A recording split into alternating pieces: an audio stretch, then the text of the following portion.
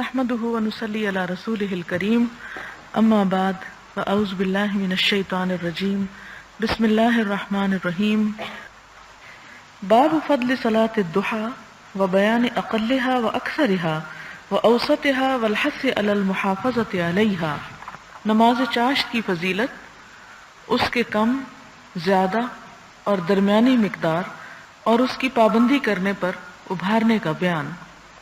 عن ابی ہریرہ رضی اللہ عنہ قال اوصانی خلیلی صلی اللہ علیہ وسلم بصیام 3 ایام من کل شہر ورکعتي الضحى وان اوتر قبل ان ارقد متفق علیہ۔ حضرت ابو ہریرہ رضی اللہ تعالی عنہ سے مروی ہے، فرمایا مجھے میرے خلیل صلی اللہ علیہ وسلم نے نصیحت فرمائی کہ ہر مہینے میں 3 روزے رکھوں، چاشت کی 2 رکعتیں پڑھوں اور سونے سے پہلے نماز وتر ادا کروں۔ یہاں پر ضحیٰ کا لفظ عربی میں آیا ہے۔ ضحیٰ سورج کے نکلنے کے بعد اس کے بلند ہونے اور اس کے خوب چمک جانے کے وقت کو بولتے ہیں۔ قرآن پاک میں بھی ایک سورت الضحیٰ کے نام سے ہے اور اس کی قسم بھی کھائی گئی ہے۔ والضحیٰ اور ضحیٰ سے مراد وہ وقت جب خوب روشنی ہو جائے۔ اس کے علاوہ ایک وقت ہوتا ہے جسے ہم اشراق بولتے ہیں، اور اشراق کا لفظ جو ہے وہ شروق سے ہے، یعنی کسی چیز کا طلوع ہونا، سورج کا طلوع ہونا، اور وہ وقت ہے جب طلوع ہونے کے بعد تقریباً 15 منٹ کے بعد تھوڑا سا بلند ہو اور اس وقت وہ نماز ادا کی جاتی ہے۔ لیکن چاشت کا وقت جو ہے وہ زوال سے پہلے تک ہے۔ اس میں آپ صلی اللہ علیہ وسلم نے حضرت ابو ہریرہ رضی اللہ تعالی عنہ کو 3 چیزوں کی نصیحت فرمائی۔ ایک یہ کہ 3 روزے مہینے میں، اور یہ ہر مہینے میں مراد اس سے مسنون روزے ہیں، انہیں ایام بیض کے روزے کہا جاتا ہے، یعنی 13ویں، 14ویں اور 15ویں کا روزہ۔ کہا یہ جاتا ہے کہ جب چاند اپنے پورے جوبن پر ہوتا ہے، اپنے عروج پر ہوتا ہے، تو اس وقت اس کے اثرات جو ہیں انسانی طبیعتوں پر بھی ہوتے ہیں، اور اب تو یہ ایک سائنٹیفک فیکٹ بن چکا ہے اور سب لوگ اس بات کو جانتے ہیں کہ خاص طور پر آپ نے دیکھا ہوگا کہ سمندر کی لہریں جو ہیں وہ مہینے کی ان 3 راتوں میں زیادہ اونچی ابھر کر آتی ہیں۔ چاند کے اندر بھی پانی ہے، انسانی جسم کے اندر بھی پانی پایا جاتا ہے، تو جب وہ اپنے پورے یعنی فل مون ہوتا ہے، اس وقت اس کی روشنی جو ہے وہ انسان کے اوپر اثر انداز ہوتی ہے۔ اور اس بات کی بھی تحقیق کی گئی کہ مہینے کی کون سی تاریخیں ایسی ہوتی ہیں کہ جب طلاق ریٹ سب سے زیادہ ہوتا ہے، یعنی یہاں تک بھی دیکھا گیا، اور وہ بھی یہی دن سامنے آتے ہیں۔ یعنی اس میں انسان اپنی طبیعت کے اندر ایک جوش، ایک جوبن اور ایک خاص کیفیت پاتا ہے اضطراب یا بے چینی کی، جس کے نتیجے میں انسان کے اوپر اس کے دوسرے احساسات زیادہ غالب ہوتے ہیں۔ تو شاید یہی وجہ تھی کہ خاص طور پر مہینے میں یہ بھی ہو سکتا تھا کہ ایک روزہ شروع میں رکھ لیا جائے، ایک درمیان میں رکھ لیا جائے اور ایک آخر میں رکھ لیا جائے، لیکن آپ صلی اللہ علیہ وسلم نے ان 3 دنوں کے روزے رکھنے کو زیادہ پسندیدہ قرار دیا۔ اگرچہ نفل روزہ کسی وقت بھی رکھا جا سکتا ہے، جیسا کہ آپ صلی اللہ علیہ وسلم سوموار اور جمعرات کے روزے کو پسند کیا کرتے تھے، لیکن خاص طور پر جس کے بارے میں یہاں کہا گیا کہ میں ان چیزوں کو پابندی سے ادا کروں، اگرچہ یہ فرض نہیں ہے، اور وہ 3 روزے جو لگاتار 13ویں، 14ویں اور 15ویں کا ہے، اور چاشت کی 2 رکعتیں، جس سے یہ پتہ چلتا ہے کہ کم از کم 2 رکعت نماز ادا کرنی چاہیے، اور سونے سے پہلے وتر ادا کروں، یعنی اس سے یہ پتہ چلتا ہے کہ وتر ادا کرنے کا ایک وقت عشاء کی نماز کے ساتھ ہی ہے۔ اس کے بعد ہے کہ سونے سے پہلے وتر پڑھنا اس شخص کے لیے مستحب ہے جسے رات کے آخری حصے میں بیدار ہونے کا یقین نہ ہو۔ یہ تفسیر جو ہے امام نووی خود کر رہے ہیں، آپ صلی اللہ علیہ وسلم کے الفاظ نہیں۔ اور اگر یقین ہو تو رات کے آخری حصے میں وتر پڑھنا زیادہ اچھا ہے، یعنی افضل وقت اس کا تہجد کے ساتھ ہے، لیکن اگر کوئی شخص تہجد کے لیے نہ اٹھتا ہو تو وہ رات کے ابتدائی حصے میں وتر پڑھ سکتا ہے۔ اگلی حدیث حضرت ابو ذر رضی اللہ تعالی عنہ سے مروی ہے کہ حضور صلی اللہ علیہ وسلم نے فرمایا صبح ہی سے تمہارے جسم کے ہر جوڑ کے ذمہ ایک صدقہ ثابت ہو جاتا ہے، پس ہر دفعہ سبحان اللہ کہنا ایک صدقہ ہے، ہر دفعہ الحمدللہ کہنا ایک صدقہ ہے، ہر دفعہ لا الہ الا اللہ کہنا ایک صدقہ ہے، ہر تکبیر ایک صدقہ ہے، نیکی کا حکم دینا بھی ایک صدقہ ہے، برائی سے روکنا بھی ایک صدقہ ہے، اور اس تمام سے 2 رکعتیں کفایت کر جاتی ہیں جو آدمی چاشت کے وقت پڑھتا ہے۔ یعنی انسان ہر روز جب ایک نیا دن اپنی زندگی میں پاتا ہے صحت اور تندرستی اور سلامتی کے ساتھ، کہ اس کو ایک نیا دن زندگی کا عمل کے لیے مل جاتا ہے، تو اس کے اوپر ایک شکرانہ لازم ہوتا ہے۔ وہ شکرانہ کس کس طرح ادا ہو سکتا ہے؟ ذکر کرنے سے، اور جس میں یہاں سبحان اللہ کا ذکر اور الحمدللہ اور لا الہ الا اللہ بتایا گیا۔ اسی طرح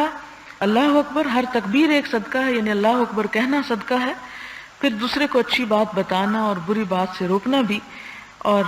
اگر انسان ان میں سے کوئی کام نہ کر سکے، یعنی اس کو ذکر کی بھی مہلت نہیں، یا وہ باہر نکل کر کسی کو کوئی اچھی بات نہیں بتا سکتا، برائی سے نہیں روک سکتا،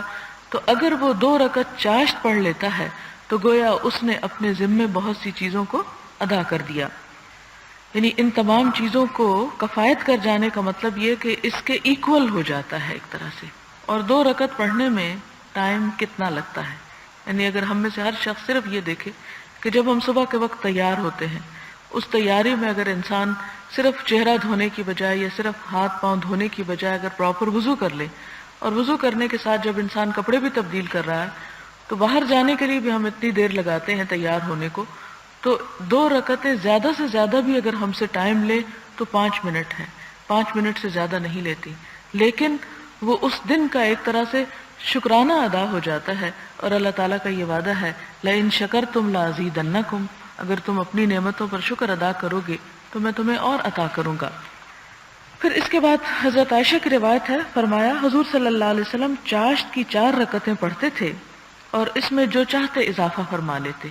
یعنی اس پہلی حدیث سے 2 رکعتیں، یہ کنٹرڈکشن نہیں، یعنی یہ مختلف، چونکہ نفل نماز ہے اس لیے اس کے مختلف رکعتوں کا ذکر ہے، ایک میں 2 کا ذکر ہے، اب اس روایت میں 4 کا ذکر ہے، اور یہ ساتھ ہی یہ بھی فرما دیا گیا کہ اور جتنا چاہتے اضافہ کر لیتے، یعنی 4 بھی آخری چیز نہیں، 6 بھی ہو سکتا ہے، 8 بھی ہو سکتا ہے، 10 بھی ہو سکتا ہے، 12 تک بھی جا سکتا ہے، کیونکہ یہ نفل ہے اور نفل ہر ایک انسان کی اپنی خوشی کی بات ہے۔ حضرت ام ہانی فاختہ بنت ابی طالب رضی اللہ تعالی عنہا سے مروی ہے، فرمایا میں فتح مکہ کے سال حضور صلی اللہ علیہ وسلم کے کاشانہ اقدس پر گئی، یعنی آپ کے گھر تشریف لے گئی۔ میں نے آپ کو غسل کرتے ہوئے پایا، یعنی جب پتہ کیا ہوگا تو آپ اس وقت نہا رہے تھے۔ جب آپ غسل سے فارغ ہوئے تو آپ نے 8 رکعتیں پڑھی اور یہ چاشت کی نماز تھی۔ یعنی یہاں سے ہمیں تعداد کیا پتہ چل رہی، 2 بھی، 4 بھی اور 8 بھی، اور یہ مسلم کی ایک روایت کی عبارت کا اختصار ہے۔ اور آپ دیکھیں کہ 8 خاص طور پر کیوں پڑھی، کہ اس دن مکہ فتح ہو رہا تھا، اللہ تعالیٰ نے ایک بہت بڑی نعمت عطا کی اور ایک بہت بڑی خوشی کا موقع تھا، اور جتنی بڑی خوشی اللہ تعالیٰ دے اتنا ہی بڑا شکر جو ہے انسان پہ لازم ہو جاتا ہے، اس لیے اس روز آپ نے رکعتوں کی تعداد میں بھی اضافہ فرمایا۔ باب تجوز صلاة الضحى من ارتفاع الشمس الى زوالها والافضل ان تصلى عند اشتداد الحر وارتفاع الضحى۔ ارتفاع آفتاب سے لے کر، یعنی سورج کے بلند ہونے سے لے کر زوال آفتاب تک، یعنی ظہر کی نماز سے پہلے جب سورج کا زوال ہوتا ہے اس سے پہلے تک نماز چاشت پڑھنے کے جواز، اور خوب گرمی کی حالت میں جب کہ آفتاب خوب بلند ہو گیا ہو اس وقت چاشت پڑھنے کے افضل ہونے کا بیان۔ یعنی یہ نماز بعض لوگ اسی لیے اشراق اور چاشت کو ایک ہی نماز قرار دیتے ہیں کہ اگر اشراق پڑھ لیے تو گویا چاشت بھی پڑھ لی، اور اگر چاشت پڑھ لی تو اشراق بھی پڑھ لی۔ یعنی چونکہ یہ نفل نماز ہے اس لیے اس کے نام الگ بھی رکھے جا سکتے ہیں اور ایک نام بھی ہو سکتا ہے۔ تو یہاں پر یہ بتایا جا رہا ہے کہ اگر اس کو تھوڑا تاخیر سے پڑھا جائے تو زیادہ افضل ہے، لیکن ان لوگوں کے لیے جو جیسے تہجد پڑھتے ہیں اس کے بعد بیٹھ کے ذکر کرتے ہیں، پھر فجر پڑھتے ہیں، پھر کچھ ذکر کرتے ہیں، پھر سورج نکلنے کے بعد انتظار کرتے ہیں، تو وہ نکلنے کے فوراً بعد پھر نفل پڑھ کے جو اٹھتے ہیں تو وہ ایک خاص مخصوص ایک عبادت ہوتی ہے۔ اس صورت میں تو ابتدا میں ہی پڑھ لینا بہتر ہے، لیکن اگر انسان اس سارے عرصے میں عبادت کے لیے نہیں بیٹھا ہوا تو اس شکل میں ذرا تاخیر سے پڑھنا زیادہ ثواب کا سبب ہے۔ اس کی کیا دلیل ہے؟ حضرت زید بن ارقم رضی اللہ تعالی عنہ سے مروی ہے کہ انہوں نے کچھ لوگوں کو نماز چاشت پڑھتے ہوئے دیکھا تو فرمایا کیا ان کو معلوم نہیں کہ اس کے علاوہ دوسرے وقت میں نماز چاشت پڑھنا زیادہ بہتر ہے؟ بے شک حضور صلی اللہ علیہ وسلم نے فرمایا صلاۃ الاوابین، اور صلاۃ الاوابین سے مراد یہاں نماز چاشت لیا گیا۔ اس وقت پڑھی جائے جبکہ اونٹوں کے بچے گرمی محسوس کرتے ہیں. یعنی آپ نے کبھی گاؤں کی زندگی دیکھی ہوگی